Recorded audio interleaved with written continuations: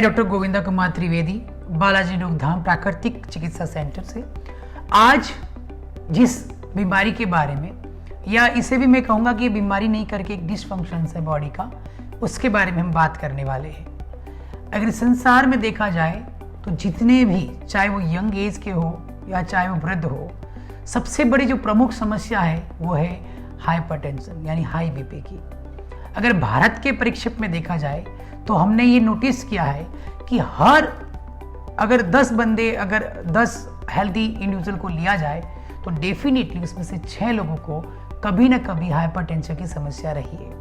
उसका एक और फैक्टर रहा कि उसके कारण जो डेथ मोर्टेलिटी है वो बढ़ चुकी है। तो हाइपरटेंशन से जो डेथ हो रही है या जिससे जो कॉम्प्लिकेशंस आ रहे हैं वो सबसे ज़्यादा है। एक बात गौर करने की है कि अगर कोई ये सोचता है कि मैं बीपी है, मैं मेडिसिन ले रहा हूँ और कंट्रोल कर रहा हूँ, कुछ नहीं, अगर हो गया तो मुझे डेथ ही हो जाएगी, मैं आपको बता दूँ कि डेथ इसका बड़ा कॉम्प्लिकेशंस नहीं है फिलहाल के लिए। आप सोच रहे होंगे कि मैं क्या कह रहा हूँ। इसका सबसे बड़ा कॉम्प्लिकेशन है स्ट्रोक, पैरालिसिस, हेमिप्लेजिया। ये ऐसे है कि जो इंसान को जीते जी मुर्दा बना देता है। वो मौत ही क्या, जिसमें आप एक बिस्तर में पड़े हुए अपनी मौत का इंतजार कर रहे हो। तो आपको समझने की बात यहाँ पर ज़्यादा है कि आप अगर ये इस चीज़ को इस तरह से नेगलेक्ट कर रहे हो कि कोई बात नहीं, ये हाइपरटेंशन है, अगर होगा तो ज़्यादा क्या प्रॉब्लम हो जाएगी, या हम बाद में अगर कुछ हार्ट में इम्पैक्ट आया तो हम डॉक्टर को बता देंगे। एक बार अगर स्ट्रोक आ जाता है या अगर पैरालिसिस हो जाता है तो रिकवर होने में महीने, साल तक लग जाते हैं। ये तो मैंने सिर्फ आपको एक ब्रीफ दिया है उसकी खतरनाक कह सकते हैं कि स्टेज के बारे में जो हाइपरटेंशन के बाद होता है। तो सबसे पहले हमें जानने की जरूरत है आखिर हाइपरटेंशन क्या है। अगर आपकी जिंदगी में तनाव है, और वो तनाव जब परमानेंट रूप से स्थायी हो जाए और अगर वो पैथोलॉजिकल मैनिफेस्टेशन हो जाए, जैसे कि वो किडनी पे इम्पैक्ट डाले या हार्ट पे इम्पैक्ट डाले या आपके नर्वस सिस्टम पे इम्पैक्ट डाले, या वो साइकोलॉजिकल कन्वर्ट हो जाए, यानी कि आपको साइकोलॉजिकल इश्यूज हो जाए, जैसे कि आप स्ट्रेस में या एंजाइटी में चले जाओ या इंसोम्निया में चले जाओ, तब जो आपके साथ हाइप कंडीशन होती है वही हाइपरटेंशन है। यानी कि हाइपर टेंशन तनाव का बहुत हाई हो जाना। तो इसका आप खुद ही बहुत ही नॉर्मल लेमैन लैंग्वेज में समझ चुके होंगे कि हाइपरटेंशन का मतलब है, वास्तव में तो मेडिकली देखा जाए तो बहुत सारे डेफिनेशंस है कि आर्टेरियल ब्लड प्रेशर, सिस्टोलिक और diastolic blood pressure optimum level से बढ़ा हुआ है तो ये हाइपरटेंशन। लेकिन मैं ऐसा नहीं मानता। मैं ये कहता हूँ कि जीवन में जब तनाव की मात्रा आपके बाकी सब चीज़ों से ज़्यादा हो जाए, और तनाव कैसा, आपको वर्क का तनाव हो, स्टडी का तनाव हो, अपीयरेंस का तनाव हो, लुकिंग का तनाव हो, या आपके साथ आप जो खा रहे हो, पी रहे हो, विचार है, व्यवहार है या विकार है, उसको लेकर तनाव हो, वो सभी के सभी तनाव एक न एक दिन आपको हाइपरटेंसिव बनाएंगे, यानी आपके तनाव को हाइपर पे ले जाएंगे। अगर मेडिकली कहा जाए तो ये सभी को पता है कि 120/80 mmHg से ज़्यादा अगर प्रेशर है, जो स्पिग्नोमीटर मैनोमीटर बताता है, अगर वो प्रेशर है तो वो हाइपरटेंसिव है। पर ऐसा नहीं है। उसके 2 फैक्टर है। देखो, अगर आपके पास एक नली है जिससे पानी बहता है और उस नली में जो प्रेशर पानी का है, उस प्रेशर की वजह से जितना तनाव उस नली की दीवारों पर लगता है, जैसे आर्टरी की दीवारों पे, जैसे ब्रेकियल आर्टरी से हम अगर चेक करते हैं तो आर्टरी की दीवारों पे लगने वाला तनाव, तो तनाव कितना होना चाहिए? 120 से 80 mmHg एक नॉर्मल तनाव है। लेकिन इससे ज़्यादा बढ़े तो कहते हैं वो हाइपरटेंसिव तनाव है। लेकिन उसकी बहुत सारी कैटेगरी कर रखी है, प्री हाइपरटेंसिव और बाद में हाइपरटेंसिव और बाद में severe hypertensive, mild, moderate and severe. But जो मैं बताने जाने वाला हूँ जिस कोर्स में, वो आपके बहुत सारे क्वेश्चंस को क्लियर कर देगा कि क्या 120/80 mmHg ही हाइपरटेंशन है या इससे ज़्यादा बढ़ना ही हम उस कैटेगरी में आ जाते हैं। दूसरा है, मैं एग्जांपल और दे देता हूँ। अगर आप कभी मान लो, समझो मेरे दोनों हाथ नहीं है बाय बर्थ, तो आप मेरा बीपी कैसे चेक करोगे? उसके बहुत सारे तरीके, जैसे पॉप्लिटियल आर्टरी यानी कि नी की तरफ से चेक किया जाता है, तब आप पॉप्लिटियल आर्टरी से हाइपरटेंशन को चेक कर सकते हो, या आप कह सकते हो कि बीपी को चेक कर सकते हो। अब एक और क्वेश्चन, एक और डाउट है आपका यहाँ पर। बीपी अलग चीज है, बीपी अलग चीज है। बीपी यानी ब्लड प्रेशर, बस और कुछ नहीं। लेकिन हाइपरटेंशन अलग चीज है। हाइपरटेंशन इटसेल्फ ये इंडिकेट करता है कि ये परमानेंटली एक पैथोलॉजिकल कॉज हो गई आपके साथ में कि आपका बीपी हमेशा एलिवेटेड रहेगा करके। तो मैंने आपको बताया कि जैसे आर्टेरियल अगर प्रेशर पड़ता है तो उसके बहुत सारे कारण हो सकते हैं। वो किसी हार्ट की डिसफंक्शन की वजह से या किडनी डिसफंक्शन की वजह से या कोई भी और फैक्टर हो सकता है। अगर कोई ट्रेडमिल पे दौड़ रहा है तो भी आर्टेरियल ब्लड प्रेशर बढ़ सकता है, तनाव बढ़ सकता है, तो हाइपरटेंसिव बता सकता है। हाइपरटेंसिव से बेटर है कि बीपी बढ़ा हुआ बता सकता है। तो आप अगर नॉर्मली समझा जाए तो ये इतना ही है कि ब्लड प्रेशर 120/80 mmHg जो स्टैंडर्ड ग्लोबल कह सकते हैं एक पैरामीटर है, उससे ऊपर चला जाता है तो उसे बीपी का बढ़ना यानी हाइपरटेंसिव कहा जाता है। लेकिन अगर विंटर में देखा जाए तो बीपी समर के कंपेयर में ज्यादा बढ़ा हुआ होता है। क्यों? क्योंकि एनवायरमेंट फैक्टर है। अब किसी ने यह मेंशन आज तक नहीं किया कि विंटर में ब्लड प्रेशर कितना रहेगा, 120/80 से कितना ऊपर नीचे रहेगा, समर में कितना रहेगा, बरसात में कितना रहेगा, नॉर्थ पोल ऑफ जो अर्थ है यानी या फिर इंडिया का जो नॉर्थ पार्ट है या जो साउथ पार्ट है, जो ईस्ट है, जो वेस्ट है, उसमें कितना रहेगा, ये अभी तक किसी ने बताया नहीं है।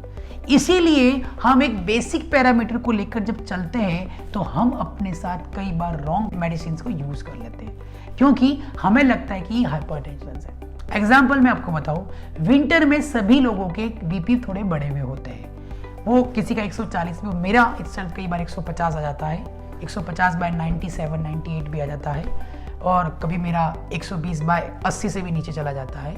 लेकिन मैं अपने आप को हाइपरटेंसिव नहीं मानता। क्यों?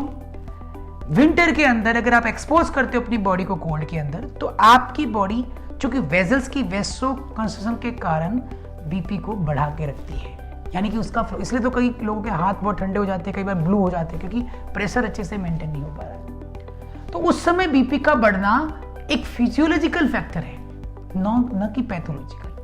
फिजियोलॉजिकल फैक्टर क्यों है? क्योंकि वो एनवायरमेंट से इन्फ्लुएंस है। तो वैसे ही जब समर आता है तो लोगों को डिहाइड्रेशन होने लग जाता है, कुछ लोग पसीने में आ जाते हैं या पानी नहीं पिया तो बीपी नीचे ऊपर होता रहता है। उस समय भी ये नहीं कहा जा सकता। कुछ लोग होते हैं जो ज़्यादा नमकीन छाछ है या पिकल है या कुछ और सॉफ्ट ड्रिंक्स है, ये समर में यूज करते हैं और साथ में पानी की मात्रा बढ़ा देते हैं। तो हो सकता है कि वॉल्यूम बढ़ने के कारण थोड़ा बीपी बढ़ा हुआ है, उसको हाइपर वॉल्यूमिक हाइपरटेंशन बोलते हैं। पर ये सब चीजें सोचने वाली है कि क्या एक पैरामीटर 120/80 ही एक स्टैंडर्ड पैरामीटर है। इसी के बारे में हम बात करने वाले। तो मैंने आपको अच्छे से बता दिया, क्लियर कर दिया कि हाइपरटेंशन और बीपी का मतलब ये नहीं है कि 120/80 से बढ़ा हुआ होना चाहिए। ये एज, जेंडर, एनवायरमेंट और conditions of the body, psychological, physiological, pathological, तीनों के ऊपर डिपेंड करता है। तो हमने हाइपरटेंशन के बारे में ब्रीफली जाना कि क्या है। अब हम बात करते हैं साइन एंड सिम्टम्स के बारे में। चलो ठीक है, अगर आपको नहीं पता कि आपका बीपी बढ़ा हुआ है तो फिर आप कैसे पता करोगे?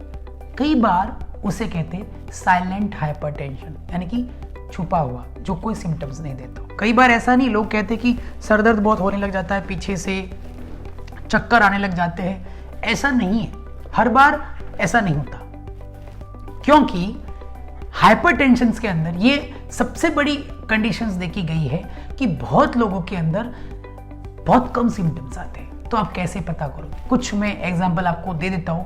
अगर ऐसी वार्निंग्स आती है तो आप उसको थोड़ा सा कंसर्न कर सकते हो और नोटिस कर सकते हो। जैसे पोस्टीरियर हेडेक, यानी सर के पीछे में बहुत ज्यादा दर्द हो सकता है या गर्दन में आपका खिंचाव हो सकता है, आंखों में दर्द आ सकता है आपको, यानी कि आपको आंखों में लगेगा कि थोड़ा सा खिंचाव हो रहा है आपको। उसी के साथ साथ चूंकि बॉडी बीपी को कंट्रोल करना चाहेगी, अगर साइलेंटली बढ़ा हुआ है तो यूरिन का फोर्स बढ़ना शुरू हो जाएगा, यानी आपको बार बार यूरिन जाने की समस्या आ सकती है। तीसरा जो सबसे बड़ा है कि आपकी नसों में खिंचाव हो सकता है, यानी कि आपके हाथों पैरों की नसों में खिंचाव हो सकता है, आपको पोस्टीरियर हेडेक हो सकता है, आपको बार बार यूरिन आ सकता है और आपको आंखों में प्रेशर पड़ सकता है, साथ ही चक्कर आने की समस्या, यानी आपको चक्कर आ सकते हैं बिना किसी कारण से।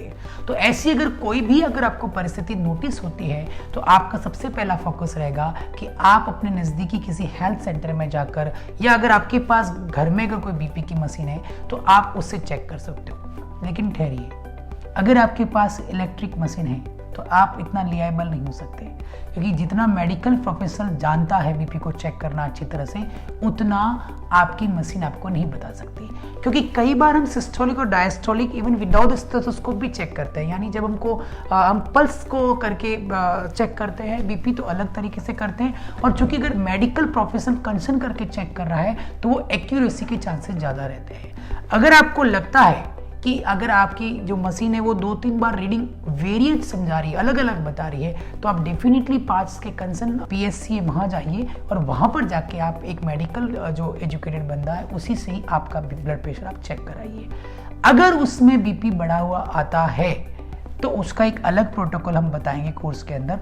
लेकिन ये जो मैंने साइंस और सिम्टम्स बताए हैं, जरूरी नहीं कि ये हाइपरटेंशन के सिम्टम्स हो सकते हैं। कई बार वर्टिगो, माइग्रेन, क्लस्टर हेडेक और गैस होने की समस्या में भी यही सब सिम्टम्स आ सकते हैं। तो इसीलिए आपको घबराने की जरूरत नहीं है कि अगर आपको आंखों में खिंचाव है या आपको चक्कर आ रही है या पोस्टीरियर हेडेक है तो हर समय बीपी ही बढ़ा हुआ रहेगा, ऐसा नहीं है। लेकिन चूंकि माइग्रेन और वर्टिगो से ज़्यादा बीपी लाइफ थ्रेटनिंग कंडीशन हो सकती है, यानी वो आपके सिस्टम को बिगाड़ सकती है, इसीलिए सबसे पहले इसका चेकअप होना जरूरी है। आप रूटीन पे इसका चेकअप करा भी सकते हो, चाहे आप हेल्दी हो। अगर आपकी एज 30 से प्लस है तो आप साइन और सिम्टम्स का वेट मत कीजिए, रेगुलर अपना एक टाइम पीरियड के बाद में ब्लड प्रेशर जरूर चेक करवाना चाहिए। और चेक करवाने का क्या तरीका है वो हम आपको बताएंगे जैसे हम इस कोर्स में आगे बढ़ेंगे। अब हम बात करेंगे पैथोफिजियोलॉजी की। आखिर ये कैसे होता है? देखिए, इसके बहुत सारे कारण हैं। आपने बहुत कॉमन कारण सुना होगा, सोडियम। सबसे पहले क्या कहा जाता है? नमक नहीं लेना, नमक नहीं लेना, नमक कम कर दो, खाने में नमक की मात्रा कम कर दो। देखो, नमक की मात्रा कम करना और नमक से इन्फ्लुएंस होना एक सही बात है, लेकिन इसमें भी 2 कारण है। आपने राजस्थानियों को हमेशा सुना होगा कि वो पीकल ज़्यादा खाते हैं, और जब पीकल यानी अचार के अंदर नमक की मात्रा ज़्यादा होती है। क्यों राजस्थानी नमक की मात्रा ज़्यादा खाई जाती है? क्योंकि राजस्थान का जो वेदर है वो बहुत हीट और ड्राई रहता है और बहुत ही स्वेटिंग होती है। आजकल लोग एसी और फैन ज़्यादा यूज़ कर रहे हैं या ठंडा पानी पी रहे हैं, लेकिन पहले ऐसा नहीं होता था। इसीलिए बॉडी में सोडियम को मेंटेन करने के लिए अचार की आवश्यकता होती थी, यानी कि आप एक तरह से कह सकते हो एक्स्ट्रा नमक ले रहे थे। क्यों? स्वेटिंग इतनी होती थी उन्हें कि उनका सोडियम बाहर चला जाता था, यानी कि स्वेट के थ्रू। तो उस परिस्थिति के अंदर उन्हें नमक लेना था। तो आपने कभी सोचा कि आपके केस में ऐसा क्यों होता है कि नमक कम लेना है, नमक कम लेना है, या सबसे पहले नमक को कम करो? अगर नमक को कम करने भर से अगर ब्लड प्रेशर कंट्रोल रहता है या ट्रीट होता है तो 0 नमक कर दो और मेडिसिन छोड़ दो, पर ऐसा नहीं है, ऐसा नहीं है। लेकिन नमक का आपके ब्लड प्रेशर में इन्फ्लुएंस है, ये बात सही है, पर इसे कैसे जाना जाए? देखिए, जैसे कि आप 1.5 लीटर पानी पीते हो, अगर आप सोडियम ज्यादा ले रहे हो, नमक ज्यादा ले रहे हो, तो आपकी बॉडी में वाटर रिटेंशन यानी पानी का भराव बढ़ जाएगा। क्योंकि जैसे आपके अंदर पानी का भराव बढ़ेगा, आपका ब्लड का वॉल्यूम भी बढ़ेगा, यानी कि ब्लड का वॉल्यूम बढ़ेगा। ब्लड का वॉल्यूम बढ़ेगा तो जो ब्लड की वेजल्स है उसके ऊपर तनाव पड़ेगा, तो उसको कहेंगे हाइपर वॉल्यूमिक हाइपरटेंशन। ये पहली बात है। अब आपने कभी ये सोचा है कि कभी ब्लड का वॉल्यूम कम होने से भी हाइपरटेंशन हो सकता है? यस, उसको हाइपोवॉल्यूमिक हाइपरटेंशन कहते हैं।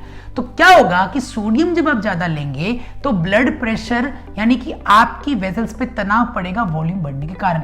इसीलिए कहा गया है कि नमक की मात्रा अगर आप रेगुलेट करके रखेंगे तो आपका वॉल्यूम बढ़ने के चांसेस बहुत कम रहेंगे, वाटर रिटेंशन के चांसेस कम रहेंगे। उससे क्या होगा कि आपकी वेसल्स में जो अननेसेसरी एक्स्ट्रा दबाव या प्रेशर पड़ने वाला है वो कम हो जाएगा और उससे आपका बीपी कंट्रोल रहेगा। अब पैथोफिजियोलॉजी में एक सबसे बड़ी बात है कि देखो क्या होता है कि जब हमारे जो हमारा हार्ट है वो ब्लड को पंप करना शुरू कर दे और उसके बाद जो ब्लड फ्लो आउटर वेसल्स में जा रहा है वो इतना तीव्र गति से जा रहा है या इतना प्रेशर के साथ जा रहा है कि वो आपकी आर्टरी पे प्रेशर दे दे। कब देगा?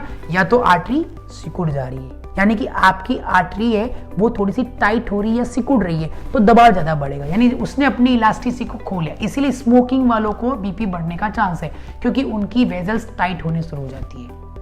अल्कोहल वालों के लिए भी ऐसा है। तो क्या होता है उस परिस्थिति में? वैसो कंस्ट्रक्शन बोलते हैं उसको, यानी वैसो मतलब कि वेजल्स का छोटा हो जाना, नैरो हो जाना। आप इसे अलग वे में नहीं लीजिएगा, ये एक्चुअली अगर देखा जाए तो एक लेमेन लैंग्वेज है कि जो आपकी वेजल्स है वो थोड़ी सिकुड़ जाती है तो प्रेशर बढ़ जाता है। तीसरा जो सबसे बड़ा कारण है वो कारण है कि आपके जो फ्लो है ब्लड का वो अनियमित हो जाए। कैसे?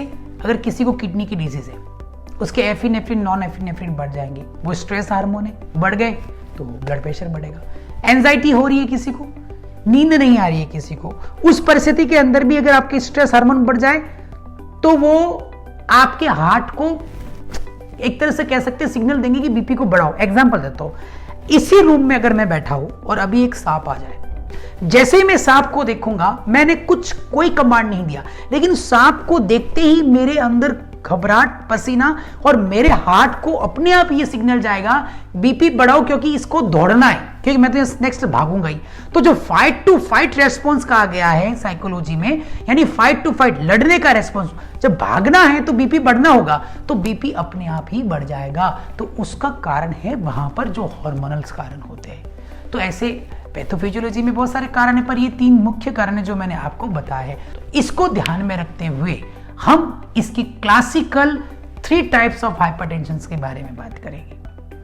पहला जो है, मैं सबसे मोस्ट प्रोमिनेंट लेने वाला हूं, वो है फिजियोलॉजिकल हाइपरटेंशन, या उसे देखो हाइपरटेंशन भी 2 होते हैं, एसेंशियल यानी जरूरत वाला और नॉन एसेंशियल जिसकी जरूरत नहीं है। What is the essential hypertension? Suppose I am facing the viva और कुछ मैंने झूठ बोला, कुछ मैंने गलत किया, और मुझे अगर इसीलिए तो वो टेस्ट होता है दैट लाई डिटेक्टर टेस्ट होता है, जिसके अंदर पैरामीटर ऊपर नीचे जाते हैं। अगर पूछा जाए क्वेश्चंस की क्या तुमने चोरी की, अगर वो उसे पता है कि चोरी की लेकिन वो झूठ बोल रहा है, तो पैरामीटर चेंज आएंगे, उसकी हार्ट की activity HRV heart rate variability change आएगी। उसी प्रकार से अगर मैं इंटरव्यू दे रहा हूं या मैं झूठ बोल रहा हूं या मैंने कुछ ऐसा चीज की है या मैं फेस नहीं कर पा रहा हूं, तो मेरा बीपी बढ़ेगा, but that is essential. Second, if I am running, essential. If I am doing exercise, essential. If there is a extreme cold, essential. There is extreme hot, essential. तो ये सब अलग है। नहाने के बाद बीपी बढ़ता है, कॉमन है, एसेंशियल है। जैसे ही पानी ऊपर जाएगा, ठंडा पानी जाएगा, नसें सिकुड़ेंगी, बीपी बढ़ सकता है। There is nothing. कुछ लोग, मैंने एक पेशेंट को देखा था, सुबह नहाने के बाद चेक करता था, नहाने के पहले चेक करता था, दिन में 10 बार में 5 बार तो बढ़ा हुआ आता था, वो सोचता था कि मेरा बीपी बढ़ा हुआ है, पर ऐसा नहीं है। यही कारण है कि आपको एसेंशियल हाइपरटेंशन को फिजियोलॉजिकल हाइपरटेंशन में समझना पड़ेगा। दूसरा है नॉन एसेंशियल। अगर मैं आपके साथ बैठा हूं बिल्कुल नॉर्मल, मैं टीवी देख रहा हूं या मैं सो रहा हूं और कोई इन्फ्लुएंस फैक्टर नहीं है बाहर, और फिर भी मेरा बीपी बढ़ा हुआ है, तो वो नॉन एसेंशियल हाइपरटेंशन है, यानी कि हाँ, वो आपका हाइपरटेंशन की पैरामीटर को क्रॉस करता है, कैटेगरी में ले जाता है। तो फिजियोलॉजिकल हाइपरटेंशन फिजियोलॉजिकल एक्टिविटी करने के कारण होने वाला एक हाइपरटेंशन है। दूसरा है सबसे, भले आप पूरा का पूरा इंडिया अगर 100 हाइपरटेंसिव पेशेंट्स है 100%, उसमें से अगर 60% जो मेडिसिन खा रहे हैं वो इस सेकंड वाले हाइपरटेंशन के कारण खा रहे हैं, क्योंकि जो वास्तविक में हाइपरटेंसिव पेशेंट तो बहुत ही कम होते हैं। आपने एक बार आपका डिस्फंक्शन होगा, अरे ठीक है, लाइफ के अंदर बहुत सारे ऐसे कॉन्सिक्वेंस आते हैं कि आप अपने पैरामीटर को, जब आप खुद ही अपने होश में नहीं होते तो आपके पैरामीटर कैसे होश में रहेंगे। यानी कि जो मैं सेकंड वाले की बात कर रहा हूं, तो उससे ये जज नहीं किया जा सकता। एक बार झूठ बोलने वाले से हम जज नहीं कर सकते कि बार बार झूठ बोलेगा। वैसे एक बार अगर बीपी बढ़ गया किसी कारण से, उस सेकंड वाले कारण से, यानी कि साइकोलॉजिकल फैक्टर के कारण से, तो आप ये जज नहीं कर सकते कि हाइपरटेंशन है। इसीलिए मेरा ये मानना है कि मैंने अपने क्लिनिकल में प्रैक्टिस में जितने पेशेंट्स देखे हैं, या मैंने नोटिस किया कि जो 60 पेशेंट थे, उन्हें तो वास्तव में मेडिसिन की जरूरत थी नहीं, पर चूंकि एक दो बार ऐसा हो गया तो उनको मेडिसिन पे प्रिकॉशन नहीं रखा गया। डॉक्टर का भी अपना एक्सीलेंसी होता है, मैं नहीं कहता कि उन्होंने गलत जज किया है। उन्होंने सोचा कि ये तो अपने खुद को मानसिक रूप से तो कवर नहीं करेगी, तो डेफिनेटली इसका नुकसान नहीं हो, यानी इसको हेमरोज नहीं हो या इसको पैरालिसिस नहीं हो, तो इसको ये पिल्स दे दी जाए ताकि ये अपना बीपी उस मेडिसिन से कंट्रोल कर सके। लेकिन ये कंट्रोल करना आपके हाथ में है, तो why you are taking the pills? तो thing is that second called the psychological hypertension. Psychological hypertension में सबसे बड़ा रोल होता है, वो होता है stress hormone and happy hormone. तो स्ट्रेस हार्मोन जैसे कॉर्टिसोल लेवल है, हाँ, और हैप्पी हार्मोन ऑक्सीटोसिन प्यार का हार्मोन, मेलेटोनिन नींद का हार्मोन, डोपामाइन बहुत प्लेजर का हार्मोन। आज जब ये कोर्स शूट हो रहा है, आज बसंत पंचमी है, मैं आपको बता दूं, अगर जब सृष्टि बनी थी तो ब्रह्मा जी ने ये नोटिस किया कि लोग बहुत दुखी है, यानी कि उनके अंदर कुछ प्लेजर ही नहीं है, उन्हें कुछ मजा ही नहीं आ रहा है। तब उन्होंने विष्णु से कहकर सरस्वती माँ का आज जन्म करवाया, यानी माँ वीणा लेके आई साथ में। वो किस लिए? ताकि आप लाइफ में संगीत सुने, भजन सुने, डांस करे, आर्ट बनाए, पेंटिंग करे, कविताएं लिखे, कहानियां लिखे। यही सबसे बड़ा कारण है, सच में ट्रीटमेंट है हाइपरटेंशन का। यानी कि आपके जो हैप्पी हार्मोन है, melatonin, serotonin, oxytocin, dopamine should get increased, यानी वो अच्छे लेवल में होने चाहिए। तो जो सेकंड कंडीशन आती है साइकोलॉजिकल हाइपरटेंशन में, anxiety, insomnia, stress, tensions, bipolar, बहुत सारे साइकोसिस, न्यूरोसिस ऐसी प्रॉब्लम्स हैं जो आपको हाइपरटेंसिव बना सकती है। आप रात भर नहीं सोते, सुबह 4 बजे सो रहे हो, 8 बजे उठ रहे हो, 2 बजे खा रहे हो, आपकी रूटीन बिगड़ रही है क्योंकि आपको साइकोलॉजिकल डिस्टर्बेंस है। तो ये जो बीपी है, ब्लड प्रेशर का बढ़ना है, वो साइकोलॉजिकल आता है। थर्ड जो आता है वो आता है पैथोलॉजी। अब पैथोलॉजी का मतलब ये हो गया कि जैसे कि आपको सीकेडी, किसी को किडनी डिसीज प्रॉब्लम हो गई। देखो, किडनी की प्रॉब्लम भी हाइपरटेंशन के कारण होती है। हाइपरटेंशन बहुत खतरनाक चीज है। मैं ये मानता हूँ कि डायबिटीज तो फिर भी ठीक है, लेकिन hypertension is more serious than the diabetic, because diabetic तो स्लो पॉइजन है, धीरे धीरे मारेगा। हाइपरटेंशन दोनों काम करता है, स्लो भी मारेगा और सडन भी मार सकता है। मारने से भी ज्यादा उसका सबसे बड़ा कारण कि वो जिंदा लाश बनाने की कुव्वत रखता है अपने आप में। तो पैथोलॉजी कंडीशन है, किडनी की प्रॉब्लम है, हार्ट के इश्यूज है, वेंट्रिकुलर डिस्फंक्शंस है, या ओबेसिटी बहुत ज़्यादा है, या रेस्पिरेशंस प्रॉब्लम है, जिसमें भी जब आपकी सांस अगर सही नहीं आ रही है, कुछ लंग्स में प्लूरल एफ्यूजन से कुछ प्रॉब्लम है, तो भी बीपी बढ़ सकता है। ये सब कारण पैथोलॉजिकल होता है। तो तीनों का इलाज अलग अलग है, लेकिन ठहरिए, क्या आपने नोटिस किया इन सभी तीनों का कॉज और इसका इलाज अलग अलग होने के बावजूद आप सभी एक तरह की दवाइयाँ ले रहे हो। सभी लोग कोई टेल्मा 20, टेल्मा 40, एम्लोडिपिन, कॉन्कर सब लेते हैं, लेकिन ये तरीका नहीं है। हर चीज का हर कॉज के अनुसार ही उसका इलाज होगा, तभी वो ट्रीट होगी। आप सब अगर इस कोर्स को सुन रहे हो तो उसमें मुझे पता है कि 2 तरह के लोग हैं, जिनको या तो हाइपरटेंशन नहीं है या जिनको या तो हाइपरटेंशन है। जिनको हाइपरटेंशन नहीं है उनके साथ 2 बातें, या तो उन्हें नहीं होगा या तो उन्हें होगा। नहीं हुआ तो अच्छा, लेकिन होगा तो आपको इसे सुनना पड़ेगा। अब जिनको हाइपरटेंशन है उनके साथ 2 बातें, या तो वो क्योर कर चुके या वो कंट्रोल कर रहे। क्योर कर चुके तो कोई बात नहीं, लेकिन अगर कंट्रोल कर रहे तो ठहरिए। आपने नोटिस किया जिस दिन से आपने दवाइयाँ ली थी उस दिन से आज तक आप दवाई ले रहे हो, उसके डोज 5 mg से 10 mg, 10 से 20, 10 से 40, 40 से 1 टेबलेट, 1 से 2, 2 से 4 बढ़ रही है। क्यों? क्योंकि आप उसे ट्रीट नहीं कर रहे हो उसके रूट कॉज पे। तो ये जो था वो आपका था कि types of the hypertension with pathophysiology. और अब हम जानेंगे इसके बारे में कि क्या कॉम्प्लिकेशंस है हाइपरटेंशन के। तो ट्रीटमेंट पार्ट की बात करते हैं हम। इस ट्रीटमेंट पार्ट को 3 तरह से डिवाइड करेंगे। पहला, लाइफस्टाइल मॉडिफिकेशंस, जिसके अंदर डाइटरी चेंजेस। दूसरा, प्राकृतिक चिकित्सा यानी छोटे इलाज। और तीसरा, हर्ब्स थेरेपी यानी कि भगवान प्रकृति के द्वारा दी गई वो औषधियां जो बीपी को कंट्रोल करती है। उसका मैकेनिज्म भी आपको बताया जाएगा कि कैसे करती है, ताकि आपको फेथ आए इस कोर्स पे भी। तो सबसे पहला है lifestyle modification and dietary pattern change में यस, सोडियम कम कीजिए। कब आपको सोडियम कम करना है? When you use AC more, AC office, AC car, you don't go for running, you don't sweat yourself, तब आपको सच में सॉल्ट को कम करना पड़ेगा। तो सॉल्ट को कम करने का मतलब पैरामीटर क्या है? सब लोग कहते हैं सॉल्ट कम लो कम लो कम लो, but what it mean? It mean only 2 to 3 gram per day, only 2 to 3 gram per day, that too once a day। क्या होता है, अगर आपने नाश्ते में भी सॉल्ट ही लिया है, दोपहर में भी सॉल्ट ही लिया है, नाइट में भी सॉल्ट ही लिया है, तो बार बार वाटर रिटेंशन की प्रक्रिया होती है। तो मैं इसका सबसे सीधी तरीका बताऊं, जितना भी सॉल्टी चीज है आप 3 बजे से पहले पहले ले लीजिए, खा लीजिए उसे। जैसे 2 से 3 ग्राम आप सोचेंगे इतना नमक काफी है, टेस्ट भी देता है। अब नमक कम करने का मैं तरीका बताता हूं। आपको अगर कभी चाय पीनी हो और चीनी कम चाहिए, अगर आप वेट रिड्यूस करना चाहते हो, या कॉफी पीनी हो, तो क्या करेंगे? डोंट स्टॉप चीनी इमीडिएट। पहले क्या करो, चाय बना लो, उसी तरह से पहले सब्जी बना लो, और सब्जी के अंदर या चाय के अंदर आप पहले थोड़ी शक्कर डालो।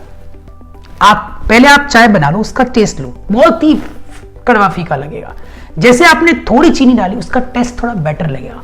आपके टेस्ट बड क्या करेंगे, प्रीवियसली रिकॉल्ड टेस्ट से इस टेस्ट को कंपेयर करके इसको बेटर बताएंगे और इसको एक्सेप्ट कर लेंगे। वैसा ही खाने में होता है, पहले फीकी से शुरुआत करो। जैसे ही आप फीका खाओगे, थोड़ा सा चुटकी नमक डालो, आपका टंग बहुत ज्यादा सॉल्टी बताएगा उसे।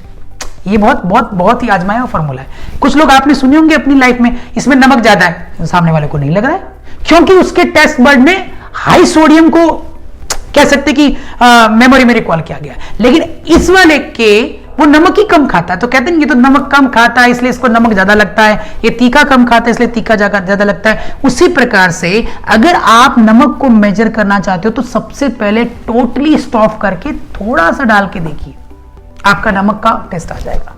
तो 2 से 3 ग्राम आप यूज कर सकते हो। 3 बजे के बाद आपको नहीं लेना है, इसलिए 4 से 5 फ्रूट का टाइम होता है। और फ्रूट अगर आप खा भी रहे हो तो उसमें याद रखिएगा कि सोडियम रिच फ्रूट्स नहीं खाने, इसीलिए शकरकंद, पोटैटो और नारियल पानी भी आपको नहीं लेना। नारियल भी सोडियम का सोर्स है, और केला भी। ये चीजों को अवॉइड करनी। बाकी सब ले सकते हो, वाटरमेलन है जैसे, या मस्क मेलन है, या एप्पल है, या गुआवा है, ये सब आप ले सकते हो। तो ये 4 के बाद अगर आप लेते हो तो बहुत अच्छा है। रात को जब आप खाना खाओ तो डेफिनेटली ये ट्राई करो कि आप फीका दलिया लो, जिसके अंदर चाहो तो 1 ग्राम नमक डाल सकते हो, और मैंने जैसे बताया वैसे ही डालो। पहले फीके दलिये को टेस्ट करो, फिर ऊपर 1 ग्राम नमक डाल दो। आपका तीसरे चौथे दिन तो 1 ग्राम नमक आपको बिल्कुल सॉल्टी लगने लग जाएगा।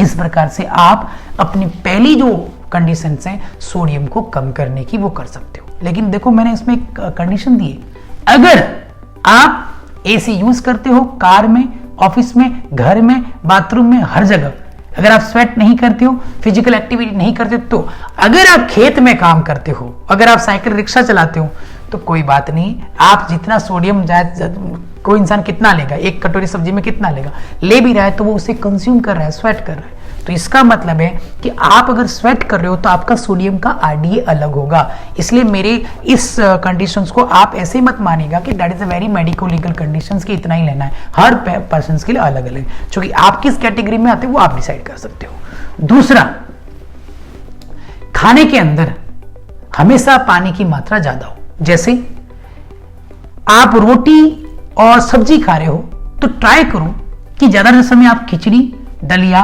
बटर मिल्क, ऐसी लिक्विड जैसी चीजों को ज्यादा कंज्यूम करो। और उसमें भी सबसे ज्यादा हाई फाइबर, जैसे पालक, मेथी, बथुआ, गाजर, मूली, टमाटर, खीरा, ऐसी चीज, ये अपने आप में आपके बीपी को कंट्रोल करने में सहायता करते हैं और आपके गट को बैलेंस करते हैं, जो बीपी को इनडायरेक्टली कंट्रोल करता है।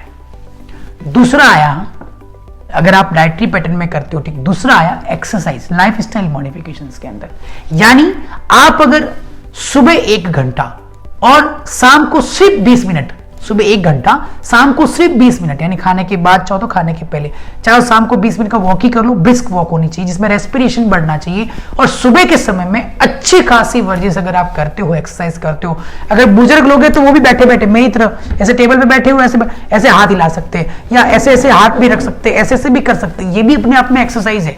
आपको 1 घंटा एक्सरसाइज को फोकस करना है।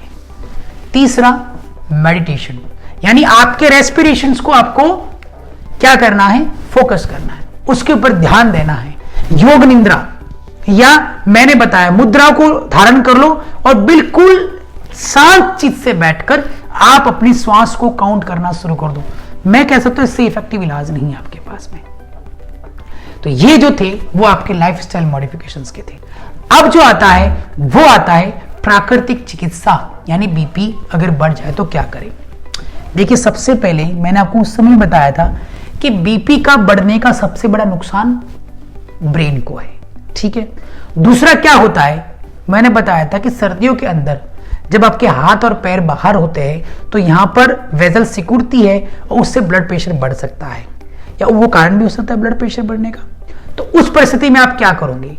उस परिस्थिति में आप पहले तो देखो ब्लड प्रेशर अगर आप उसमें चेक कर रहे हो, क्योंकि ट्रीटमेंट प्रोटोकॉल चल रहा है, अगर आप चेक कर रहे हो तो ऐसे ही चेक नहीं होता है।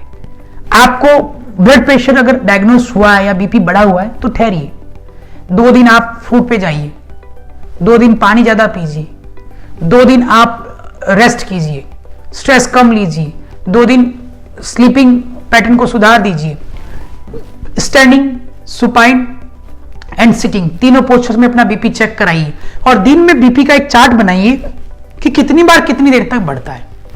उसके बाद ही आप बता सकते हो कि आपको बीपी हाइपरटेंशन है कि नहीं है। तो जो ट्रीटमेंट में यहां बताने जा रहा हूं वो बहुत ही इंपॉर्टेंट है। आपको समझो कि बीपी रहता है यानी थोड़ा इलेवेटेड है तो आप कुछ मत कीजिए, आप शाम के समय में ये दोनों पैरों को गर्म पानी की बाल्टी में रख दीजिए, गर्म पानी होना चाहिए, और ऐसा छोटा सा टॉवेल ठंडा निचोड़ के गर्दन के पीछे रख दीजिए। देखिए, यहां से ही ब्रेन के लिए सप्लाई जाती है, तो जब यहां अगर आप ठंडा रखोगे तो यहां की नसें उस प्रेशर को, एक्सेसिव प्रेशर को बढ़ने से रोकेगी, तो आप प्रोटेक्ट हो गए। इसीलिए घर में अगर किसी का बीपी बढ़ जाए और आप अगर उसको हॉस्पिटल ले जा रहे हो तो एक काम जरूर करना कि ठंडा टॉवेल या ठंडा बर्फ का कपड़ा यहां जरूर लगा लेना, ताकि उसको हेमरेज या पैरालिसिस या स्ट्रोक की संभावना कम हो जाए। ये बहुत ही मेडिकल स्टेप्स है to prevent the neurological problems करके। तो आप क्या करेंगे कि रात को आप दोनों पैरों को गर्म पानी में रख लीजिए और ठंडा यहां रख दीजिए, 15 मिनट के लिए बैठ जाइए। इससे नीचे की तरफ डायलेशन होगा वेजल्स का। जब डायलेशन होगा तो क्या होगा कि जो एक्सेसिव ब्लड अमाउंट है वो नीचे की तरफ जाएगा, उससे आपकी बीपी इमीडिएट कंट्रोल हो सकती है। तीसरा, चूंकि मैं जूते पहना हुआ हूं लेकिन मैं हाथ के थ्रू बताता हूं, ये अगर इसे पैर मान लिया जाए, इस हाथ को पैर मान लिया जाए तो ये अंगूठा पैर का, ये पहली उंगली है, दूसरी उंगली, इसके बीच का जो पॉइंट है उस पॉइंट को आप प्रेस कर दो या किसी से प्रेस करवा दो, दोनों पैरों की उंगलियों को इसके बीच में। बीपी तुरंत, इसको डेंजर पॉइंट भी बोला, इसीलिए जिनकी बीपी कम रहती है उनको तो दबाना ही नहीं, कई बार उससे नुकसान भी हो जाता है। तो आप उस प्रेशर पॉइंट को प्रेस कर सकते हो, बीपी कंट्रोल हो जाएगा। ये आपकी प्राकृतिक चिकित्सा का है। तीसरा, प्राकृतिक चिकित्सा के अंदर जो ट्रीटमेंट है वो है पेट पे गर्म और ठंडी पट्टी की सिकाई, यानी कि पेट पे आपको 3 मिनट के लिए गर्म टॉवल रखना है और forward bye 2 minute cold, 3 minute hot, 2 minute cold, 3 minute hot, 2 minute cold, ऐसे करके आपको 3 राउंड्स करने हैं 50 मिनट्स के लिए, वो सफिशिएंट है। याद रखिएगा, पेट साफ होना चाहिए, गैस भी बीपी को बढ़ाती है, गैस नहीं होनी चाहिए। इन सभी चीजों को, पैरामीटर को चेक करना चाहिए। सभी चीजों को अगर आप कंट्रोल रखते हो तो बीपी से घबराने की आपको जरूरत नहीं, कुछ नुकसान नहीं होने वाला है आपका। और आपके पास तो मैंने ट्रीटमेंट बता दिया, बहुत ईजी वे में है, तो आप उसे तुरंत कर सकते हो। तो इस प्रकार से अगर आप प्राकृतिक चिकित्सा ये 3 भी कर लो मुख्यतः, तो ये काफी है आपके लिए। अब जो मैं बताने जाने वाला हूं वो है हर्ब्स पे, यानी कि क्या ऐसी औषधियां ली जाए, क्या ऐसा रूटीन लाइफ में लिया जाए जिससे आप अपना बीपी कंट्रोल कर सकते हो। तो हर्ब्स के अंदर जो 2-3 तरह की चीजें आती है, उसमें सबसे पहले आती है किचन की हर्ब्स जो आपके घर में अवेलेबल है। उसमें सबसे अच्छा कंटेंट है धनिए का पानी, यानी सूखा धनिए का पानी। अगर आप रात को सूखा धनिया भिगो दो, मैं मेथी भिगोने की बात नहीं कह रहा हूं यहाँ, क्योंकि मेथी कई बार बीपी को बढ़ा सकता है, इवन द दालचीनी भी बढ़ाता है, इसलिए आप सिर्फ सूखा धनिया रात को भिगोएंगे 2 चम्मच, 2 गिलास पानी में भिगो के रख दीजिए, सुबह उबालिए, छानकर 1 गिलास, जब 1.5 गिलास रह जाए तो पी लीजिए, ठंडा कर, पूरे दिन पीजिए, कोई इशू नहीं। एक साथ पीने की भी जरूरत नहीं अगर नहीं भा रहा है तो। ये सबसे सिंपलेक्स आइडिया है for the reducing the blood pressure. दूसरा, अगर आप गोखरू गोखरू एक औषधि होती है जो आप 2 चम्मच रात को भिगो दो, उसी के साथ चाहे तो धनिया के साथ सेम 2 गिलास पानी में उबाल करना, 1.5 गिलास रह जाए तो पी लेना है। लेकिन यहाँ सबसे बड़ी बात आती है ब्रेकफास्ट के समय में। याद रखिएगा कि बीपी अगर बढ़े और पेट के अंदर कुछ खा लिया गया हो तो पेट की तरफ ब्लड की सप्लाई बढ़ जाएगी, उससे बीपी भी कम हो सकता है। इसलिए ज़्यादा टाइम तक बीपी प्रेशर पेशेंट को भूखा नहीं रहना है। आप उठते ही पहले आधे घंटे के अंदर अंदर 2 रोटी दूध के साथ, 1 गिलास दूध के साथ खा लीजिए। बहुत सिंपल तरीका है बीपी को कंट्रोल करने का। 9 बजे के आसपास आपको ऑलिव ऑयल जरूर लेना है कि ऑलिव ऑयल ओमेगा 3, 6 रिच है और ये आपके कोलेस्ट्रॉल को भी कंट्रोल कर रखेगा और बीपी के कॉम्प्लिकेशंस को भी प्रिवेंट करेगा। 3 जो चीजें हैं वो आप बहुत अच्छे से खा सकते हो अगर आपको बीपी है तो। ग्रीन चिली या कैप्सिकम, ग्रीन चिली यानी कि जो हरी चिली, लाल मिर्च नहीं खानी इसमें, कैप्सिकम, प्याज और लहसुन, ये तीनों के तीनों नेचुरली ब्लड को पतला रखते हैं और तीनों के तीनों बीपी को कंट्रोल करते हैं क्योंकि ये वेजल्स को फैलाते हैं, इनको फैला देते हैं। तो ये 3 अगर चीज आप कंज्यूम करते हो अपने डाइटरी पैटर्न में तो सबसे अच्छा है। और सबसे जो मुख्य और बहुत इजीएस्ट वे है वो है मोटा अनाज। मोटा अनाज का मतलब दलिया, बाजरा, गेहूं का दलिया, मकई का दलिया। अगर ऐसी चीज अगर आप खाते हो तो ये फाइबर रिच भी है, तो ये चीज आपकी ऑटोमेटिकली ब्लड प्रेशर को कंट्रोल करेगी।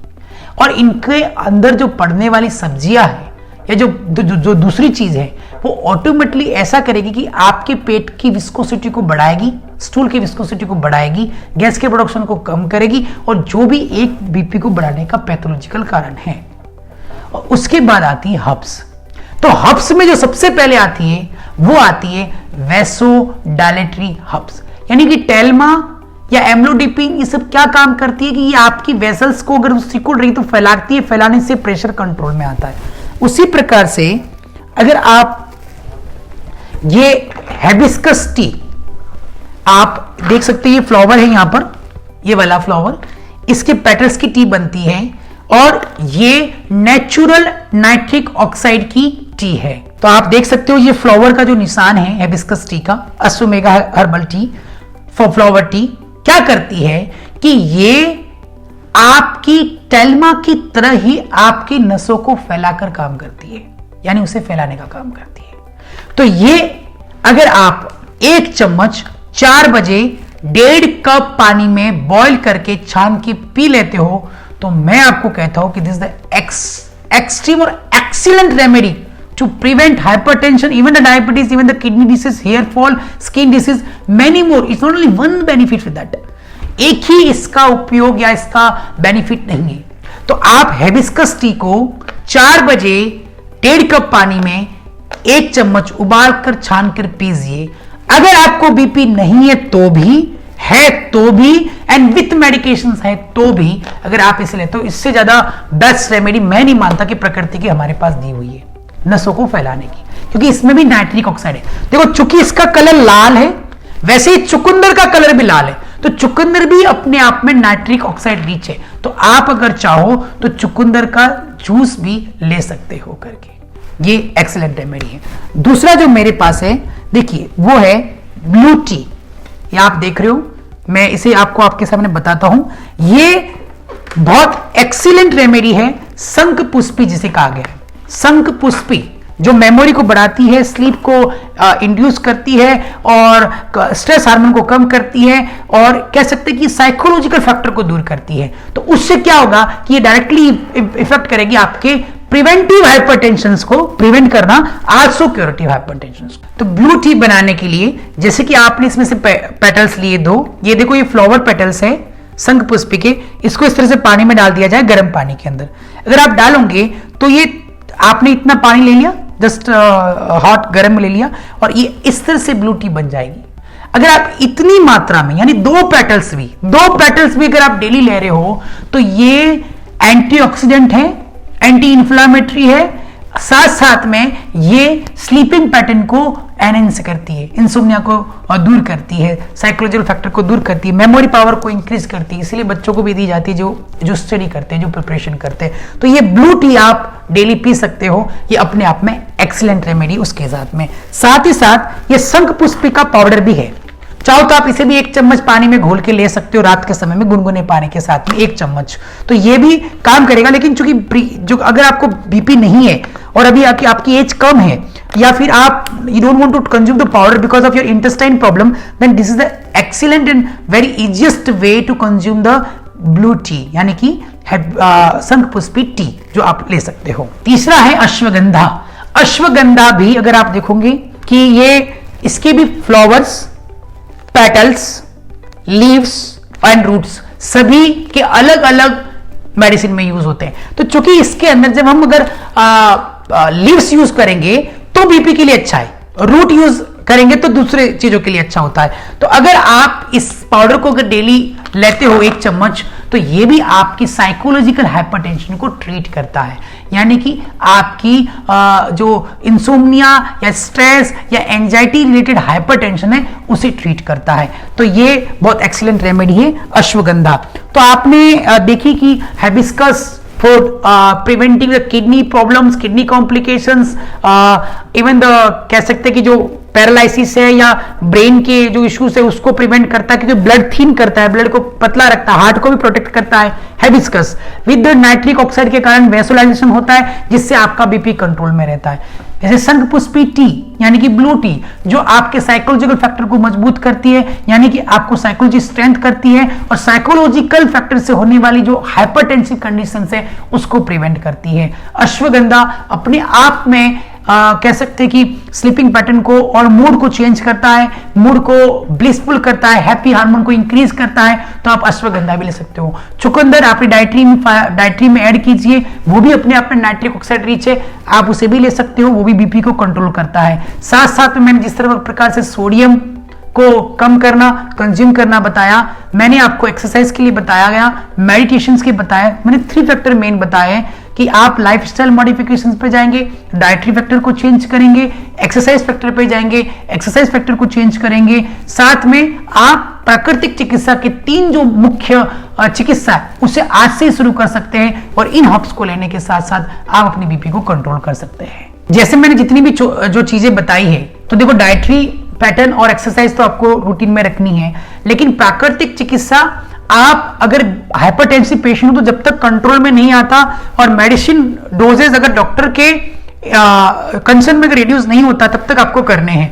आप चाहो तो किसी प्राकृतिक चिकित्सक की सलाह भी ले सकते हो, आप हमसे भी कांटेक्ट कर सकते हो इसके मामले में। और जो हर्ब्स है वो तो दोनों काम करेगी, प्रिवेंटिव भी है, क्यूरेटिव भी है। अगर आप हेल्दी इंडिविजुअल हो तो भी आप ले सकते हो, तो बेस्ट है कि आप शंखपुष्पी टी लो, अगर आप बाकी सब नहीं लेना है, हिबिस्कस भी लेने की जरूरत नहीं है। लेकिन अगर आप ओवरवेट हो, आप कार्डियक इशू से रिलेटेड हो, किडनी इश्यूज भी आपके साथ में है, बीपी भी है, डायबिटीज भी है, ऐसी परिस्थिति है तो आपको हिबिस्कस टी और शंखपुष्पी टी और अश्वगंधा लेते रहना चाहिए जब तक वो डिसॉल्व नहीं हो जाए। तो अगर उसके बाद में आप उसकी मात्रा को ऊपर नीचे जरूर कर सकते हो, आप हमसे कंसल्ट करने के बाद में। जैसे मैंने अभी 1 चम्मच बताया, वो अभी आपके लिए क्यूरेटिव प्रिवेंटिव दोनों है, लेकिन एक समय के बाद में अगर आपको सही लगता है तो आप इसको अल्टरनेट डेज पे ले जा सकते हो, या वीक में 2-3 दिन के लिए ले जा सकते हो। इस तरह आप अपने डोजेस को रेगुलेट कर सकते हो। एक चीज और है कि वो लोग जो रिवर्स डायबिटीज से परेशान है, यानी कि जिनको डायबिटीज भी है और हाइपरटेंशन भी है, तो उनका क्या होता है कि रात के समय में बीपी अचानक बढ़ जाता है। उस केस में लाइफ थ्रेट यानी डेथ की मोर्टेलिटी ज्यादा है, डेथ की रिस्क ज्यादा है। उस परिस्थिति के अंदर आपको तुरंत ऐसी चीज नहीं आजमानी चाहिए, लेकिन प्राकृतिक चिकित्सा का जो दूसरा वाला ट्रीटमेंट है, hot foot immersion with cold compression posture neck, वो जरूर करना चाहिए और पेशेंट्स को इमीडिएट हॉस्पिटल शिफ्ट कर लेना चाहिए। Thank you so much.